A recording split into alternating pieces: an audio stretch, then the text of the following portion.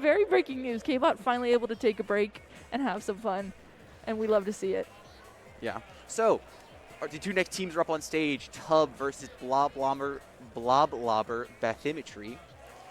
So, what are we expecting? Well, looking at the name here, I'm going to have to say, might be expecting a blob. Really? You don't say? Are we sure? Like maybe. Maybe, possibly. Yeah. So, So this team, I have seen these players around online a lot. I haven't necessarily got to see them play. I just know that Skep plays Blob, and they love the Blob. So I don't know why. I always had it in my head that this team all played Blob, but I saw them on stream earlier, and there was one Blob and then no other weapons. So yeah. So another player to keep your eye on for Bloblobber Bathymetry is Sue on Charger. They will take over a game. Like we talked about Popkin a lot last set, and this is a very similar situation where I think Bloblobber is going to ask a question, how are you going to deal with our Blob and our Charger? And then it's going to be up to Tub to give them an answer. Oh, okay. So on Bloblobber, what do you know what the other weapons that they play on that team?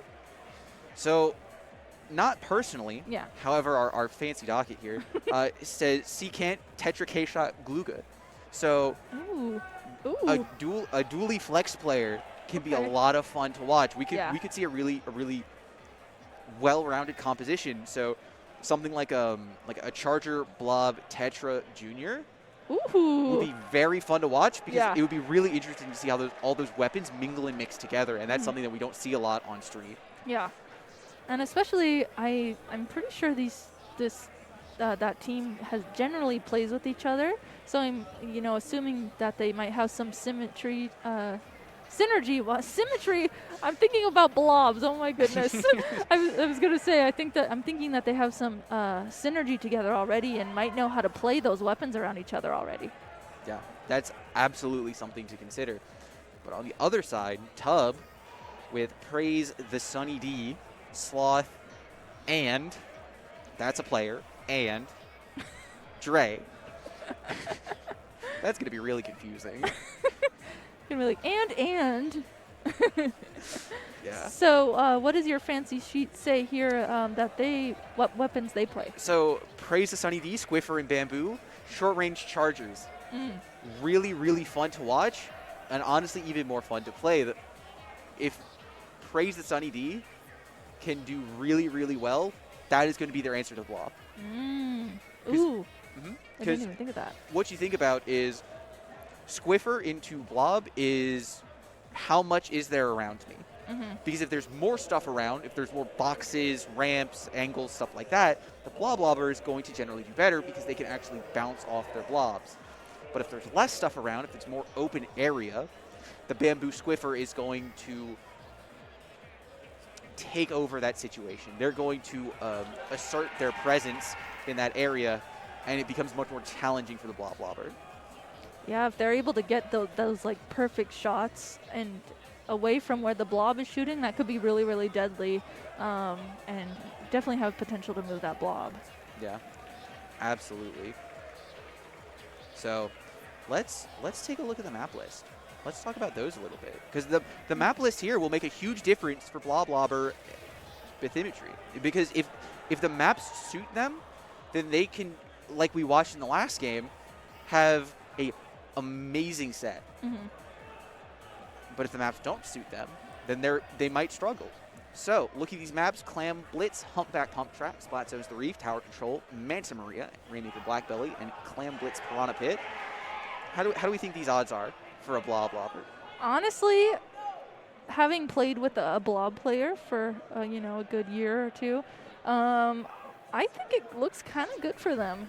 Yeah, absolutely. Yeah, because Clam Blitz Humpback is very rounded as a map, so it's going to be more challenging for Bamboo or Squiffer to contest the Bloblobber at range. Splat Zones has top mid where the Bloblobber can shoot across, and the rest of the maps we'll talk about when we get there.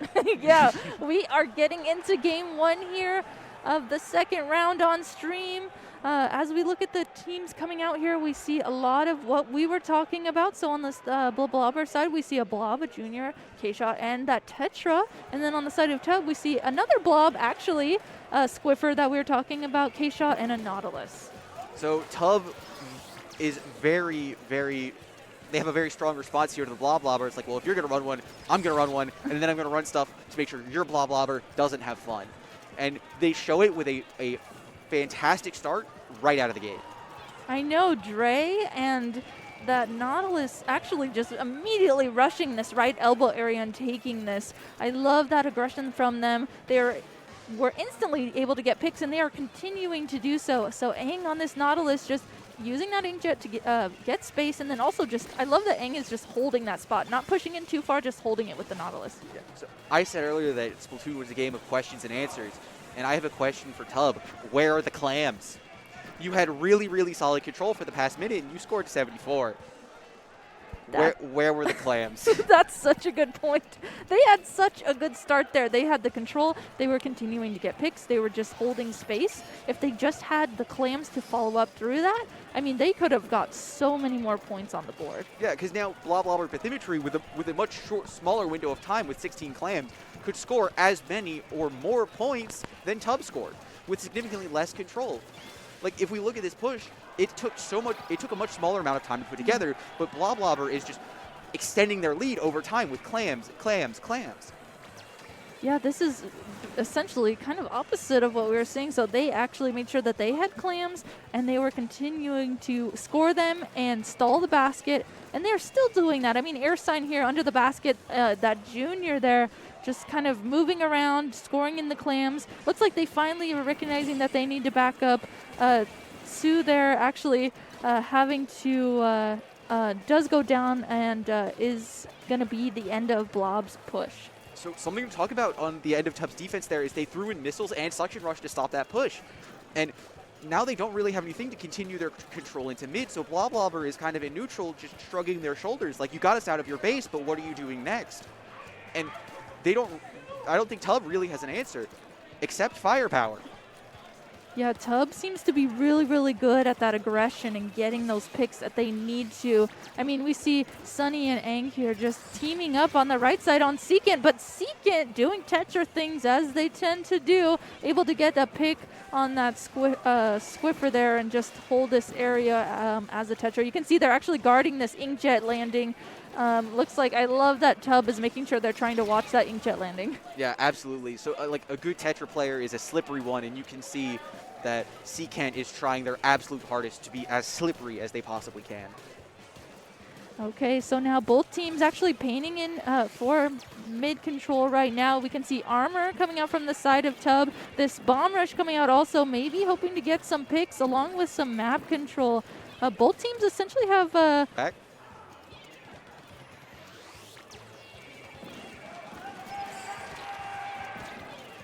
Okay, apologies everybody. Stream went down there for a second, but we're back in the last minute of the game. Not much has changed, so we're still looking at Tub. They still need to get some clams, and they still need to build specials. You can see they're trying their best to get clams. They have 14 at the ready. Unfortunately, with Aang going down on the Nautilus, it's not looking good for them. Their K-Shot player also going down. We can see Sloth here just kind of do everything they can with this Bomb Rush just to paint, maybe get some picks with that. But, man, Skep there just countering this other Blob and just getting that pick. Yeah, absolutely. Last 30 seconds are coming in, and Tub, they need to fight. They need to try and not lose this game as hard as they can. And they also need clams to do that. Like, again, we're in the last 15 seconds. They're at a disadvantage. They're nowhere near a power clam. So how do we get this power clam? With one member of Tub going down, it's not looking good for them. We're going into the last 3 seconds of this. You know, trade able to happen there, but with not having a power clam, they weren't able to carry out getting a push going and win that match. So game 1 is going to be going to Bloblobber. Yeah. So one thing I will say is Bloblobber definitely did a really good job, but something to hit on is Tub wasn't using their specials the greatest. It always felt like they were using their specials for the tail end of a push that Bloblobber knew was coming, so they weren't getting the most they possibly could out of those specials.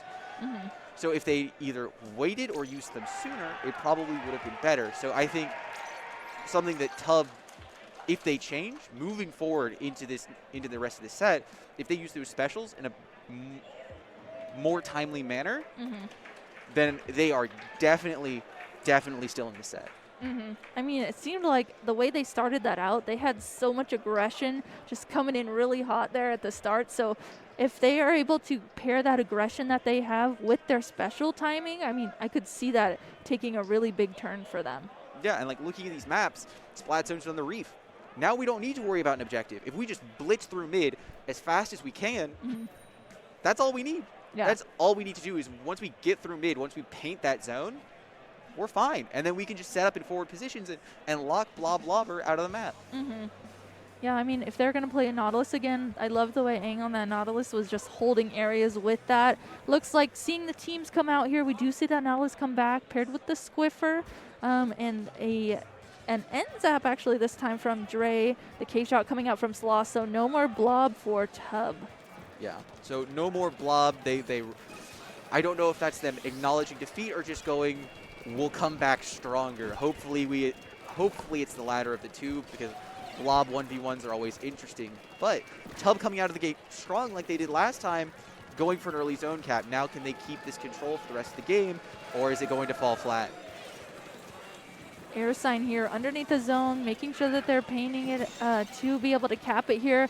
Oh, as air sign is in the zone, we're seeing their perspective. Their teammates do go down around them. So this is that aggression that we were talking about from Tub. They were able to get 3 members of Bloblobber down and get the zone. I love that they got the zone. They have that bridge control, and with that Squiffer just sitting on bridge, that's a really dangerous spot. This K-shot's in a really perilous position. If they don't get any kills here, they've managed to scrape it out, but that drop had me very nervous for a second. So Soon here going ahead and using that inkjet to try and get some picks. I mean, this is interesting. The zone is in Tub's control right now, but Soon here is the one sitting on bridge trying to guard it. Maybe just Shark and get some picks. Not quite able to do that. Is going to actually opt to go around and flank, and that flank is going to work. Going to get a pick on Sunny D here and just guarding that bridge control, but they have to make sure that someone is going to be underneath to paint the zone. Yeah, so something I will say, like you pointed out, Tub has been in control of top mid, or Bloblobber Bathymetry has been in control of top mid for a long time, but they never got to flipping the zone. And that's a case of you can have one thing, but if it's not the objective, does it really matter? Because I would argue that it didn't. Because they had really nice control for a solid 15 to 20 seconds, but they weren't scoring any points. They weren't closing that gap. So we're still in a perilous position, even more perilous than if we had just flipped the zone and foregone top mid control. Yeah, sometimes even you just have to stall out one zone to just stall it and make sure the other team doesn't really get any more points. So that was some, I mean, looking at the points that Tub was able to get all the way down to 16. They're sitting pretty good as we're going into the last 2 minutes and 40 seconds of this match. Right now, counting down their 35-point penalty, and just, I love that they're each holding positions. We see Sloth here guarding this left position, gets armored as this inkjet is focusing on them and just continuing to hold this. That's a fantastic pick, and 2.5 minutes into this game, and Tub has complete control. Like we talked about earlier, the Tub was just so aggressive that Clam Blitz didn't really suit their style, but splat zones, they are completely dominant on. I know, look at this. We're into the last second here of Tub taking this game, and you could see Bloblobber trying to come in and do everything they can to at least stall the zone out, but I mean, Tub was just so dominant for splat zones there. They had so much control and synergy, and it just seemed like they knew what positions to be in best, so it felt like that was really their comfort objective mode. Yeah, absolutely. So let's look forward a little in this set. Tower Control Manta, Rainmaker Blackbelly, and Clam Blitz Parada. If I'm Tub, I need to win the next 2 games. I need to. We've already seen their Clam Blitz play, and it was lackluster, is the most polite way to put it. So I need to win this Tower Control Manta and this Rainmaker Blackbelly, because if I don't win these 2 games, I am going to have an extremely difficult Game 5 in a place where I don't want to be. Oh, yeah, thinking about that. I mean, especially on Clam Blitz Piranha Pit, having a blob, that can be so just not fun to be against and just so good for blob players. So just thinking about they really do have to figure out how do we take these, and it's not going to be zones like they just played and played it so well. So they're going to have to think of what strategy is going to be best for that. Yeah, and even Tower Control Manta is going to slow Tub's push down. Because what we saw in the Spot Zones game and even the Clan Blitz game before it is Tub likes to blitz forward as fast as they can. You can't do that in tower control.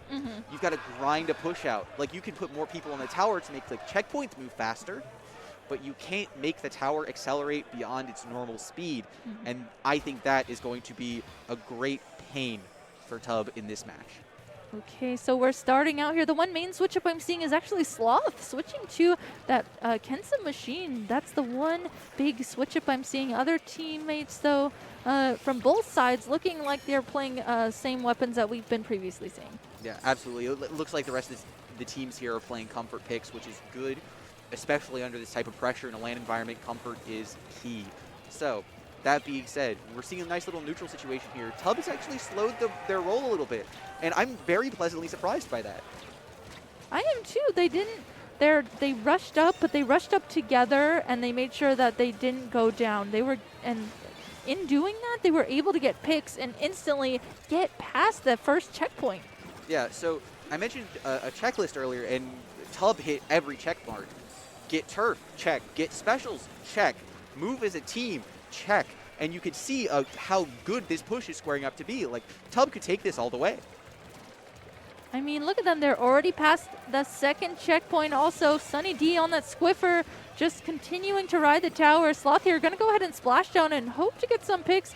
Does get a pick on Air Sign, but Seekin on the Tetra. Love those picks from Seekin, and soon they're pairing up together to make sure that they stop the tower. So, I mean, they're going to have, Bloblobber is going to have to get the points all the way down to 10 if they want to take this game. Yeah, it's really challenging because once Seekin moves past this left plat where they're playing, the game gets really hard for them because they can really only play here and then climb up the left block on screen here to get into wide open areas where they can just roll a bunch. And that's where you really want to be as a Tetra. So Seekin has their work cut out for them. I definitely think so. I would think so too. I mean, there's a lot of tight corridors on this map in particular. So we see right now Tub looks like they're trying to get a little bit of a push going. As they did so, one member of their team goes down, but Sloth on the Kensa machine able to get a pick on Seekin. So both teams just kind of sitting in around mid right now, trying to see who can get the upper hand. Looks like Tub is going to be the one to get that upper hand. Sloth taking on this 1v1 with Soon is going to win it. And they're just continuing to keep aggression going and push the tower as much as they can. Sloth is putting on a fantastic demonstration of why Kensa Machine is strong in this map. Once this Kensa Machine gets in a bunker, it's super, super hard to deal with. That being said, Seekin is just rolling in, popping off every single armor on the side of Tub, and that's all they need to do, really. Yeah, breaking those armors like that is really important because then that allows you and your teammates to be able to get the picks past the armor. So in Seekin doing that, it looks like it played out really well for them. Now the mid is in control of Bloblobber right now. A lot of green paint that I'm seeing, but as they were finally getting this mid control, one of their members does go down. Luckily, though, it's the Tetra, and Tetras are well known for having a QR. And not only some QR, a lot of QR. So they're right back into the fight before we can even blink. One thing for Bloblobber Bathymetry's push right here is they need to secure this tower. Like, they need to clear out Sloth, because if they don't secure this to the viewers right here, this push is going to end because you're just going to get sieged by the players of Tub. We can see right now Bloblobber actually able to get a pick on two members of Tub, so this could be the moment that they need to start getting a push going. We see soon here using these missiles and hopefully going to be able to push up through the missiles. Looks like they're trying to do a little bit of that and just kind of being a nuisance on this top left area. As they're doing that, it's actually allowing AirSign there on the junior to ride the tower and get past that second checkpoint already. Yeah, so again, case in point, they got soon in that left side, and their push got through second checkpoint almost instantly. That's how important that side of the map is. But Tub responded in kind and said, you know what, if you're going to be over there, we're going to attack your tower, and we're going to stop your push. Now with 25 seconds left of this match and 3 specials at the ready for Tub, it is not looking good for Bloblobber. I mean, they have to get into mid, get picks, and get on the tower. You can see that Tub just kind of knows that, hey, we just need to sit back and guard this tower. That's exactly what they're doing. Going to armor in the last 5 seconds of this and just hold this. Yeah, Tub taking absolutely no risks here. They don't want anyone going down, risking their defense, and now they're throwing specials and bombs at tower. And how Bloblobber is doing a great job, though, of maintaining control here, but they go 2 down, 3 down, and the game ends. That was there was so much map control from Tub. It looks like it's almost like they heard you, Raise, and really were listening to, hey, we need to like slow it down a little bit. And that's exactly what they did, and that was a really beautiful match from them. Yeah, absolutely. So Tub here, winning that second game, putting them at a set point here. Next map being Rainmaker Blackbelly, which I think really favors Tub. Their aggressive play style, you have to admit, is fantastic for it. It is, and especially since it's Rainmaker, but Rainmaker Blackbelly. If they're able to just use that aggression and just push the Rainmaker, I mean, I could see that being really, really dangerous for Bloblobber. Yeah, Rainmaker is known as the mode of comebacks, let's say, because you need one push, one opening, no matter how small, and as long as you can take it all the way, that's all you need.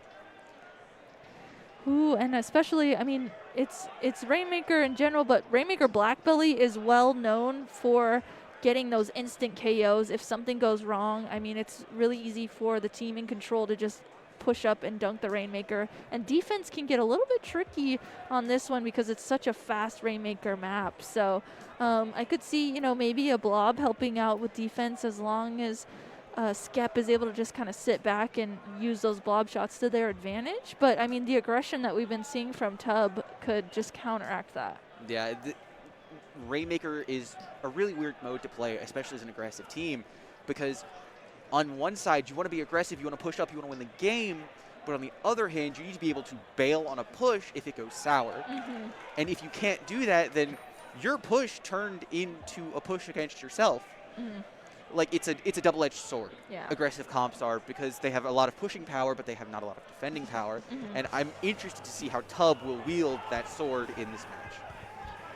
All right, so as we go into this could be it. If Tub is able to win this, they will take the set here. So looking at the comps, actually, that Dualies is one of the main switch-ups I'm seeing from Seekin, but we did talk about how they play multiple dually weapons. So, and then on the other side, we see the main switch-up I'm actually seeing is that K-Pro. Yeah, so I'm going to give a little rundown on the Vanilla Dapple Dualies because you don't see them very often. Beacon Suction Rush, very strong. The beacons are very conducive to a slow, grindy push that feels like just pure acceleration pedal to the metal if you're defending, and then that Suction Bomb to just repaint the entire map whenever you're behind. Oh my goodness, so 3 members actually down on Tub right now. AirSign gonna grab this Rainmaker, and I like that they're instantly pushing it left. They do have to play this really fast, though, if they want to make this left push work. And they are doing a pretty good job at that, getting their points all the way down to 50. I don't know if they'll be able to keep up this left push, but that was a good decision for them to make. Yeah, right at the end there, we saw the reason they chose Dapple. I might say it's for Beacon Suction Rush because that's what I play it for. But we saw the Dapples just double roll in towards Rainmaker and say, I'm going to try to pop this. The good old-fashioned object shredder Dapple DPS is a lot, but it's not going to stand up to the 4 members of Tub. Yeah, Tub was right there on the defense, so that not necessarily able to work out for that. Right now, mid getting painted that yellow from Tub right now. They're doing a good job at just kind of slowly pushing up. Have to make sure that they point out those beacons, because if they don't get those, that could be really deadly if there's other jump-ins. But I mean, right now there's 3 members down on Bloblobber. That's a complete wipe. Dre pushing the Rainmaker and gonna be able to actually dunk it just like that. Tub taking the last game for them to win and taking the set 3-1. Yeah, I said Rainmaker is the mode of openings, and you only need to find one tiny opening, one tiny crack in the armor of Bloblobber Bathymetry, and then you can exploit it and get the win. And that is exactly what Tub did. They found one tiny opening in the defense, and they just went all the way to the end. Man, that was really good. I mean, Bloblobber had I loved that push they did on the left. They got really good points, and there was potential for them to maybe build off of that later on in the set. But like Ray's was talking about, that's something that it's a Rainmaker. It can just switch just like that. Yeah, and I said earlier how Tub needed to win those 3 games. Otherwise, I don't know if they could have won this set, and I think they heard me because they did it. And they pulled out this set win. What looked quite convincingly, honestly. Yeah. After that first game, they got over that little speed bump, and they said, all right, it's our game now. You're in our world now. And Bloblobber just said, okay.